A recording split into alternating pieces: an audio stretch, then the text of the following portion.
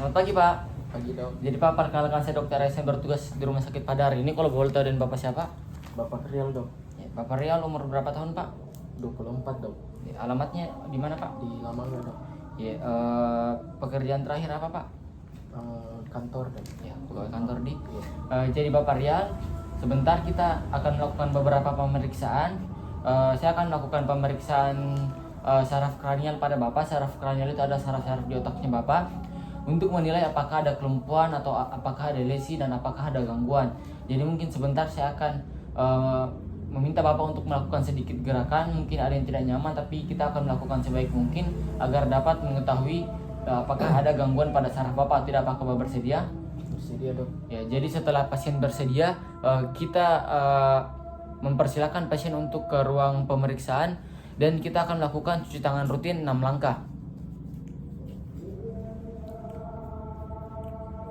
Setelah melakukan cuci tangan rutin 6 langkah, kita melakukan pemeriksaan pertama. Pemeriksaan pertamanya ini dia penilaian kesimetrisan wajah. Dia untuk menilai nervus cranialis 7 atau nervus facialis untuk bagian motorik. Jadi Pak, sekarang kita akan melakukan pemeriksaan nervus 7 Bapak, yaitu nervus facialis motorik. Di sini pertama-tama kita memperhatikan muka pasien, apakah simetris atau tidak. Setelah itu kita melihat kerutan dahi, pejaman mata, dan sulcus nasolabialis dan sudut mulut. Kemudian kita meminta pasien untuk mengangkat alis dan mengurutkan dahi. Permisi Pak, bisa angkat alis dan mengurutkan dahinya Bapak? Ya, setelah itu kita perhatikan dia simetris atau tidak. Kemudian kerutan dahinya akan hilang pada sisi yang lumpuh. Di sini kerutan dahinya normal. Kemudian kita meminta pasien untuk memejamkan mata dan kemudian kita mencoba membuka mata pasien. Permisi Pak, bisa tutup matanya? Permisi nih Pak, bisa buka matanya. Kemudian setelah kita buka mata pasien, pada sisi wajah yang lumpuh, pasien atau penderita tidak dapat atau sulit memejamkan mata, atau namanya lagoptalmus, dan lebih mudah dibuka oleh pemeriksa. Kemudian kita meminta pasien untuk menyeringai atau menunjukkan gigi. Permisi Pak, bisa tunjukkan giginya? Jadi Pak, bisa seperti bersiul Pak. Ya. Kemudian bisa ditumbungkan pipinya Pak. Ya. Setelah itu kita akan melihat sulcus nasolabialisnya akan mendatar. Kemudian sudut mulutnya menjadi lebih rendah dan tidak dapat menggembungkan pipi pada sisi yang lumpuh jika terjadi gangguan. Dan interpretasinya sendiri, kelumpuhannya pada nervus 7 itu ada dua, ada tipe UMN dan tipe LMN. Tipe UMN biasanya hanya terdapat pada daerah mulut saja atau musculus orbicularis oris. Dan tipe LMN biasa terjadi kelumpuhan baik pada daerah mulut maupun pada daerah mata, orbicularis oculi, dan dahi, musculus frontalis. Kemudian di sini kita akan melakukan pemeriksaan kedua, yaitu pemeriksaan sensasi wajah. Di sini kita akan melakukan pemeriksaan nervus cranialis 5, yaitu nervus trigeminus, bagian sensori. Jadi Pak, sekarang kita akan melakukan pemeriksaan sensibilitas kulitnya Bapak.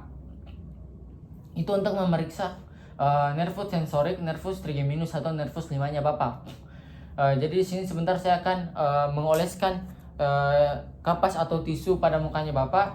Nanti Bapak bilang kalau rasa di Pak, bisa pejamkan matanya Pak. Ya, kita rasa Pak. Iya dok.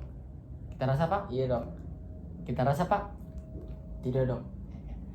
Kemudian kita melakukan pada daerah wajah sebelahnya juga. Setelah itu di sini setelah tutup mata dan kita oleskan pada wajah, kita lakukan perbandingan antara setiap cabang nervus trigeminus, yaitu cabang ophthalmicus, maxillaris, dan mandibula. Serta kita membandingkannya dengan cabang nervus 5 kontralateral.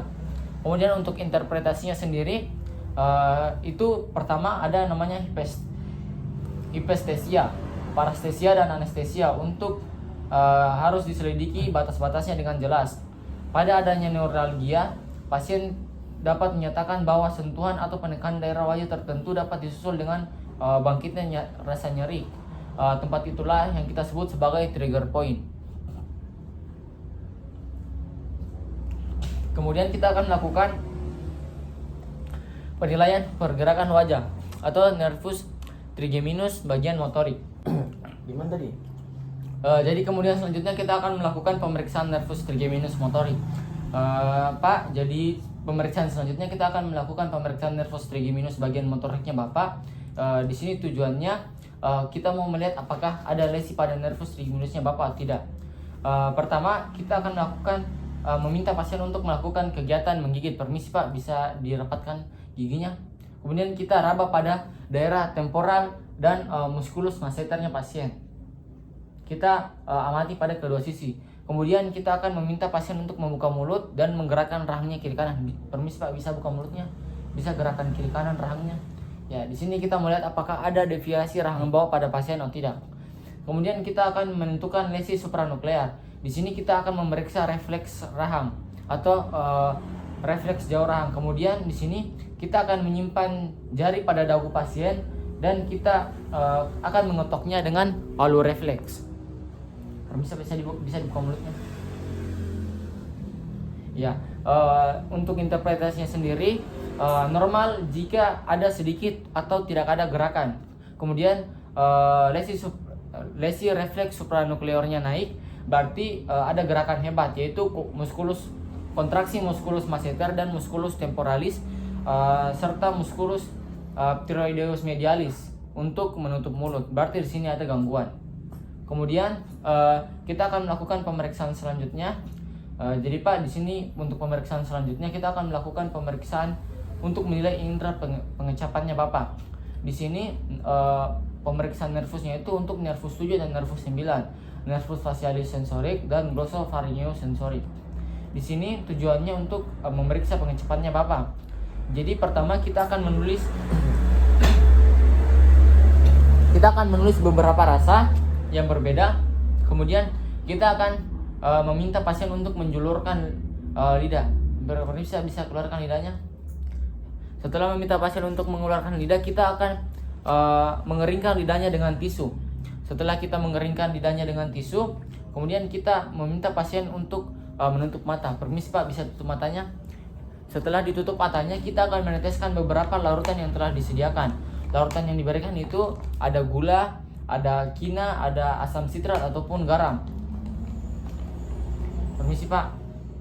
Setelah kita teteskan pada lidahnya, kemudian kita meminta pasien untuk membuka mata sambil tetap mengeluarkan lidahnya. Permisi Pak, bisa dibuka matanya. Bisa Bapak tunjuk yang mana yang saya simpan tadi rasanya? Ya, di sini pasien menunjuk dengan benar rasa yang telah kita teteskan. Kemudian Bapak bisa masukkan lagi lidahnya. Ya. Di sini kita lakukan berulang dengan rasa yang berbeda. Kemudian untuk interpretasinya sendiri, kerusakan nervus 7 sebelum percabangan korda timpani dapat menyebabkan ageusi atau hilangnya pengecapan. Di sini pada 2/3 lidah bagian depan. Kemudian kerusakan di atas nervus petrosus major dapat mengakibatkan kurangnya produksi air liur, dan lesi korda timpani dapat menyebabkan kurangnya produksi ludah. Nervus 9 juga dapat mengandung serabut aferen khusus untuk pengecapan, yaitu pengecapan sepertiga posterior bagian lidah. Kemudian pengecapan ini tidak diperiksa rutin karena ini pemeriksaannya agak sulit. Kemudian kita akan melakukan pemeriksaan selanjutnya, yaitu pemeriksaan indera pendengaran. Permisi Pak, setelah pemeriksaan tadi kita akan melakukan pemeriksaan selanjutnya, yaitu pemeriksaan indera pendengarannya Bapak. Namanya lateralisasi atau konduksi udara dan tulang. Ini nervus yang kita akan periksa itu nervus cranialis 8, yaitu nervus cochlearis. Di sini tesnya itu ada beberapa tes. Yang pertama tes swaba. Tes swaba di sini kita akan membandingkan pendengaran pasien dengan pendengaran penderita. Maksud saya pendengaran pemeriksa. Pertama kita akan bunyikan garpu tala, kemudian kita tempatkan pada tempat di dekat telinga pasien. Setelah itu, permisi Pak, bisa didengar. Kalau sudah berhenti bilang nih Pak. Berhenti dok. Ya, kita setelah pasien mengatakan berhenti, kita akan mendengarnya apakah benar-benar berhenti atau tidak untuk dibandingkan. Kita lakukan pada kedua telinga. Untuk interpretasinya sendiri, bila masih terdengar bunyi oleh pemeriksa, berarti kita katakan tes wabahnya lebih pendek. Di sini pemeriksanya harus dipastikan mempunyai pendengaran normal. Kemudian kita bunyikan garpu tala lagi, kemudian kita tempelkan pada tulang mastoid klien. Ya, kalau sudah berhenti bilang nih Pak. Berhenti dok. Ya, setelah pasien bilang berhenti, kita akan tempelkan pada mastoid pemeriksa untuk dibandingkan. Interpretasinya, bila pemeriksa ataupun yang punya telinga normal masih mendengarkan bunyi, maka dikatakan tes wabah untuk konduksi tulangnya lebih pendek. Kemudian di sini Pak, hasilnya Bapak normal di. Kemudian kita akan melakukan pemeriksaan tes rina. Di sini untuk tujuannya Pak, kita mau bandingkan antara konduksi tulangnya Bapak dengan konduksi udara. Jadi pertama di sini kita gunakan garpu tala dan kita bunyikan. Kemudian kita tekankan pada tulang mastoid klien di kiri dan kanan. Permisi Pak, kalau sudah berhenti bilang nih Pak. Berhenti dok. Ya. Setelah pasien tidak mendengar, garpu tala kita bunyikan pada telinga. Masih kedengaran Pak? Masih dok. Ya. Jadi di sini untuk interpretasinya sendiri, jika setelah didekatkan pada telinga dan bunyi masih terdengar, berarti konduksi udara lebih baik daripada konduksi tulang, dan dalam hal ini dikatakan tes rinanya positif. Bila tidak terdengar lagi setelah garpu tala dipindahkan dari tulang mastoid ke dekat telinga, berarti tesnya dia negatif. Di sini pada orang normal konduksi udara akan lebih baik daripada konduksi telinga. Demikian juga pada orang tuli saraf. Pada tuli konduktif, konduksi tulang lebih baik daripada konduksi udara. Kemudian tes ketiganya Pak, di sini namanya tes Weber. Di sini tujuannya kita mau bandingkan antara telinganya Bapak yang kiri atau yang kanan, yang mana lebih keras terdengar. Pertama sini kita bunyikan garpu tala dan pangkalnya kita akan tempelkan pada kepala pasien. Permisi Pak, bisa didengar? Iya dok. Ya. Setelah itu kita lakukan interpretasinya sendiri. Pada orang normal, keras bunyi suaranya akan sama pada telinga kiri dan telinga kanan. Pada tuli konduktif, pada tuli konduktif bunyi lebih kuat pada telinga yang tuli. Sedangkan pada tuli perseptif atau tuli saraf, pada tuli saraf bunyi lebih kuat pada telinga yang sehat.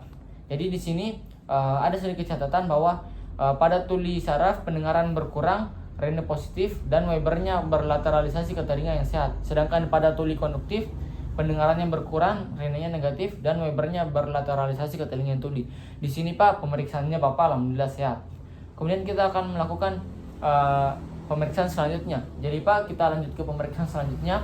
Pemeriksaan selanjutnya ini kita akan menilai kemampuannya Bapak menelan. Yang kita nilai itu nervus cranialisnya yang Bapak yang 9 dan yang 10. Jadi di sini pasien bisa berbaring dan duduk. Jadi di sini Bapak duduk saja. Bapak bisa angkat kepalanya Bapak untuk sudut 45 derajat. Dan di sini kita akan memeriksa pasien. Kita akan meminta pasien untuk melakukan gerakan menelan. Nanti konsistensinya ada yang padat, ada yang lunak, dan ada yang cair. Permisi Pak, bisa dimakan Pak? Bisa diminum Pak? Di sini tujuannya adalah kita mau melihat apakah pasien mengalami terselak atau disfagia. Kemudian untuk interpretasinya sendiri, kelumpuhan nervus 9 dan 10 dapat menyebabkan disfagia, di mana sering dijumpai pada hemiparesis duplex atau yang disebut juga dengan kelumpuhan pseudobulbar. Persarafan nervus 9 dan 10 adalah bilateral, karena kelumpuhannya supranuklear baru terjadi bila ada sisi bilateral. Maksudnya bila ada lesi bilateral. Kemudian pemeriksaan selanjutnya Pak, kita akan melakukan pemeriksaan inspeksi palatum. Palatum itu yang ada dalam mulutnya Bapak. Ini untuk menilai nervus cranialis 9 dan 10-nya Bapak. Permisi Pak, bisa buka mulut. Ya, kemudian kita akan memperhatikan bagian dalam mulut pasien, yaitu palatum mole dan faringnya pasien. Permisi Pak, bisa dibuka lebar mulutnya. Kemudian kita akan di sini melihat bagaimana sikap palatum mole, arcus faring dan uvula pada saat dalam keadaan beristirahat, dan kemudian bagaimana pada saat bergerak. Permisi Pak, bisa bernapas? Bisa bilang apa? Ya Pak, terima kasih Pak, bisa lagi tutup mulutnya. Dan di sini untuk interpretasinya sendiri, jika terdapat paresis otot-otot faring dan palatum mole, maka palatum mole, uvula dan arcus faring sisi yang lumpuh letaknya akan lebih rendah daripada yang sehat. Dan bila bergerak, uvula dan arcus seolah-olah tertarik ke bagian yang sehat. Bila terdapat parase di kedua belah pihak, maka tidak didapatkan gerakan dan posisi uvula dan arcus faringnya lebih rendah. Di sini untuk pemeriksaan pada pasien, pasiennya normal. Kemudian kita akan melakukan pemeriksaan refleks gag. Jadi sini Pak, kita akan melakukan pemeriksaan refleks gag. Di sini untuk menilai nervus cranialis 9 dan 10-nya Bapak. Pertama kita siapkan spatel, kemudian kita akan meminta pasien untuk buka mulut. Permisi Pak, bisa buka mulutnya? Ya. Setelah itu kita akan menyentuhkan dinding belakang pharynx dengan spatel. Bisa buka mulutnya Pak? Ya. Setelah itu kita akan memperhatikan uvula yang akan terangkat ketika kita memberikan stimulus dengan spatel. Kemudian kita melakukan stimulus pada sisi kiri dan kanan untuk melakukan perbandingan. Kemudian kita akan meminta pasien untuk menyebutkan gag. Bisa Pak bilang gag? Gag. Bisa bilang A? A. Bisa sekali lagi Pak? A.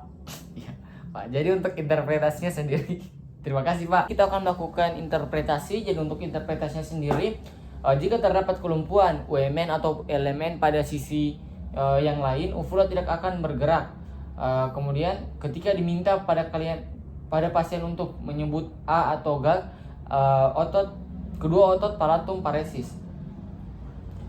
Kemudian uvula bergerak ketika menyebut A tetapi tidak pada saat menyebut gag, berarti ada penurunan sensasi pada faring, yaitu kelumpuhan nervus 9, tapi ini jarang. Kemudian kita akan melakukan penilaian pada otot sternocleidomastoideus dan trapezius. Pak, di sini kita akan melakukan pemeriksaan selanjutnya untuk menilai otot sternocleidomastoideus pada bagian lehernya Bapak dan trapezius pada bagian bahu belakangnya Bapak. Di sini untuk menilai nervus cranialis 11 atau nervus accessorisnya Bapak. Di sini kita akan melihat keadaan sternocleidomastoideusnya pasien pada saat istirahat dan bergerak. Kemudian pada keadaan istirahat, pemeriksa dapat melihat, kita akan melihat kontur otot ini. Bila terdapat paresis perifer akan dijumpai adanya atrofi. Di sini kita lihat, kita inspeksi otot-otot sternocleidomastoideusnya masih normal. Kemudian pada lesi nuklear biasa didapatkan adanya fasikulasi atau kedutan. Kemudian kita akan melakukan palpasi. Permisi Pak. Ya, ketika melakukan palpasi pada otot tersebut, pada miositis kita dapat menemukan nyeri tekan. Tapi di sini pasien tidak merasakan nyeri tekan. Kemudian untuk mengukur tenaga otot sternocleidomastoideus dapat kita lakukan dengan cara meminta pasien untuk menoleh dan kita akan menahannya. Permisi bisa lihat di arah kirinya Bapak. Ya, kita tahan. Permisi bisa lihat tahan ke arah kanan. Ya, dan kita akan menahan untuk membandingkan kekuatan otot pada saat menoleh kiri dan kanan.